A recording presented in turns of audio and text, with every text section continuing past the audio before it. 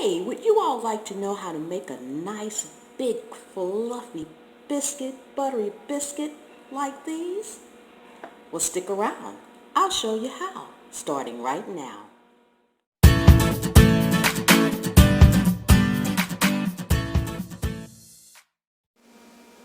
Hi, and welcome to my channel, Chef and More. We're going to bake some really big, fluffy, buttery biscuits this morning, all from scratch. These biscuits are really fluffy, really soft inside and tender, and I just love them.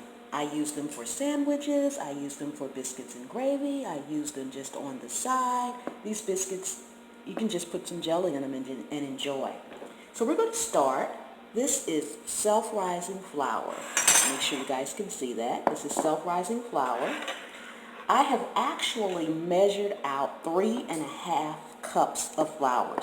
This is just the vessel that I have the measured flour in, because this is actually a liquid measure. So you don't want to put your flour in a liquid measure to measure it out. You always want to use a dry measurement, which this would be your dry measurement. See, flour is right there. But I just used it because I had so much and I just wanted to pre-measure it out. So we have 3.5 cups of self-rising flour, not all-purpose flour, not bread flour, self-rising flour. So I'm going to put that into my mixing bowl here, and then we can set that aside. To the flour, we're going to add 1/2 cup of just granulated sugar. You don't want to make them sweet. These aren't sweet biscuits. Those would be the cinnamon raisin biscuits, which we'll do another day. These are just plain biscuits, but you want to take that little edge off, so that's what the sugar is about. So you can just kind of stir that together a little bit. Most of the time I use a whisk, but today I have a spoon. And to that, we will also add 2 tablespoons. 2 tablespoons of baking powder. Measure them off, make sure they're level. 2 tablespoons of baking powder. Okay? And I just wanted to grab my whisk. It's just a little bit easier. So we're going to make sure the flour, sugar, and baking powder are well combined. Okay? After we get that all stirred, next we're going to use 1.5 sticks, which is actually 3/4 cup of very cold butter. You want the butter to be cold because you don't really want it to melt until the biscuits actually get in the oven. And by the way, speaking of the oven, you need to preheat your oven to 400 degrees Fahrenheit. So make sure while you're mixing up your dough that your oven is preheated. You want a nice, good preheated oven. So here's my trusty little grater again, and we're just going to grate the butter into the flour. Just like that. Just keep grating until you've got your 1.5 sticks all grated.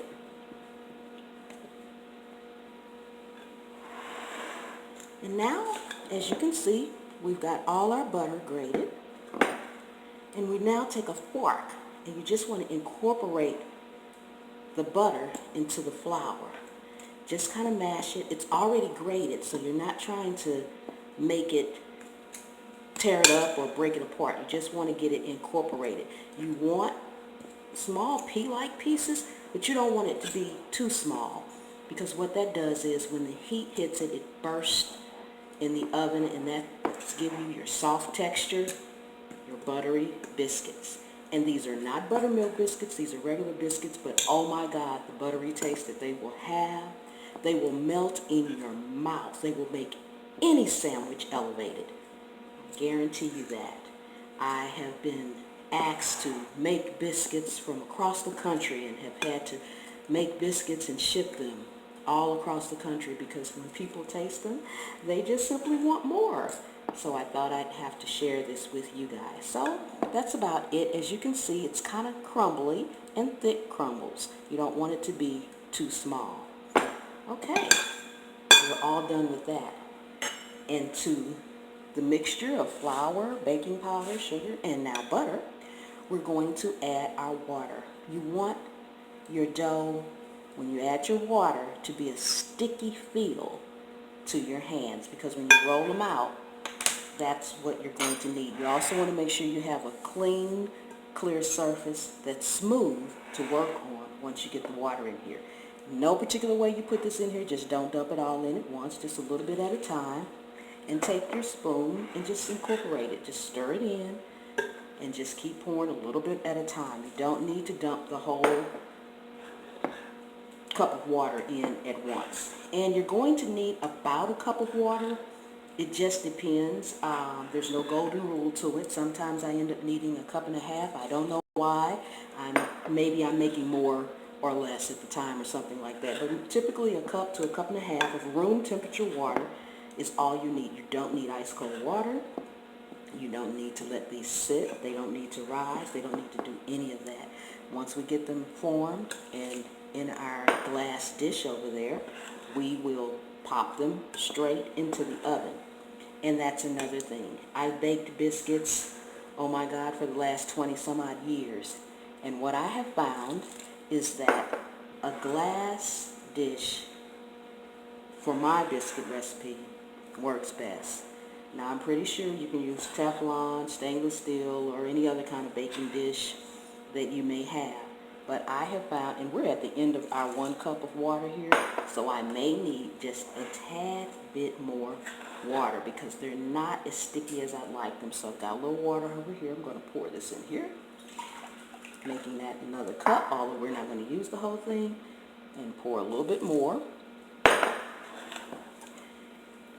And you're going to have to feel the texture. That's the little secret of feeling that texture. You can't look at the dough and say, oh, it's ready. You're going to have to feel. It's going to have to be kind of sticky and wet to the touch. And that's the right texture that you want. You don't want to overmix them either. So just add just a drop more, and I think we'll probably be where we want to be. And it looks doughy. It looks sticky. I don't know if you can see that really good there. And more importantly, it feels it. See, it kind of sticks to my fingers once I touch it, and that's where you want it to be. So we're going to set this aside, and I've wasted a little water here, so let me get that up. So now we're going to spread flour on our surface so that we can roll the dough out. You need a good amount of flour, but not too much. It doesn't matter. Because they're so sticky, you need to incorporate a little bit more flour into them while you're rolling them out. I do not pour all of my dough out at once and roll it out. I pour maybe half, and I do it in batches. It's easier to work with that way, and you don't need a lot of counter space as well. So this will be our dish, and you just want to knead it. You want to take some of this flour that you put on there, dump it right on top, roll it over. The thing about it is you are not going to knead these very much. When you knead, you fold it in and you push out. In and out, in and out. You just want to knead them just a little bit until they feel soft and doughy. Then you want to roll them out until they are just about an inch thick. Then we're going to take our trusty cookie cutter again. If you remember this, if you haven't watched the video on the cheese crisp, we use a cookie cutter for that too. Well, I'm going to show you something. You just put the cookie cutter in there, give it 2 twists, and then you have it. You have your biscuit. It goes in a glass dish that is unprepared, meaning there's no extra flour, there's no extra oil in that dish. Now, if you do not have a cookie cutter, guess what? A glass will do. You can use a glass. This is a regular stem glass. Just make sure, again, you want to put flour around the rim. Is the flour going to stick? No. As you see, it's falling off, but there's just enough around that rim to make it cut through the dough without sticking. So you take it, same thing, press it down, give it a twist, and there you have it. Same thing.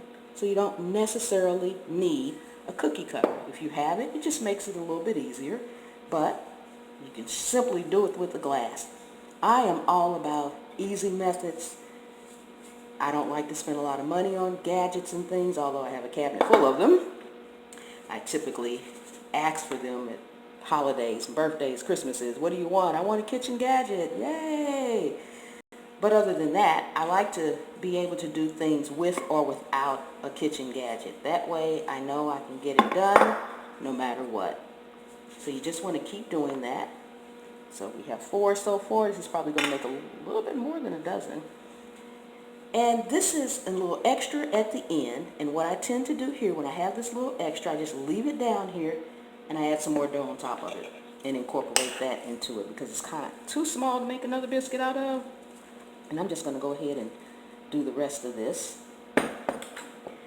And I like to use all my dough. So to get it all out, I just take my spoon, scrape it out like you would scrape any other bowl. Get all your dough out. And to get it off the spoon, you just sprinkle a little flour on there. It comes right off. You can also keep your hands from being too sticky by adding a little flour to it. And you see that same flour, we haven't had to add any more onto the counter. You're just still kneading it, making sure the dough becomes just slightly elastic because you don't want to. The more you knead it, the tougher your biscuits are going to be. So stop kneading. Stop saying, oh, I need to knead it for 30 minutes. I need to knead it 15 times. No, you don't. You just need to knead it until it comes together and feels soft, like soft, new, fresh Play-Doh. That's a good example. And now we can finish getting them all cut out, put into our baking dish, and get them into the oven. Please remember the full recipe is always in the description. And now we have them all in the oven. And while those are baking for about 20 minutes, we'll get our workstation all cleaned up so that when they come out, we can butter them, take a look, and see how they did. So our biscuits are all done now, as you can see. And what we have here, our last step, is a couple of tablespoons of butter melted. We're just going to brush the tops of them. After that, cut them open, add some more butter, add some jelly. I'm getting ready to have a bacon, egg, and cheese biscuit sandwich. Yum! And that's it. I hope you guys will subscribe. Oh, and I'm also going to have peppermint mocha coffee that I am making myself in my coffee pot. I'm not paying $5 for it at the coffee shop or anything like that. I'll tell you guys all about that and show you how to do that. Easy peasy, and I can have as much as I want because I'm making it myself, and it is delicious. But for now, these are the biscuits. I hope you guys subscribe, leave me some comments. Tell me what you'd like for me to make for you, and I'll see about doing that. Give me a thumbs up. Share the video. Share it with your family and your friends. And watch the other ones I have. Lots of tips. Lots of tricks. I thank you guys for watching. Until next time.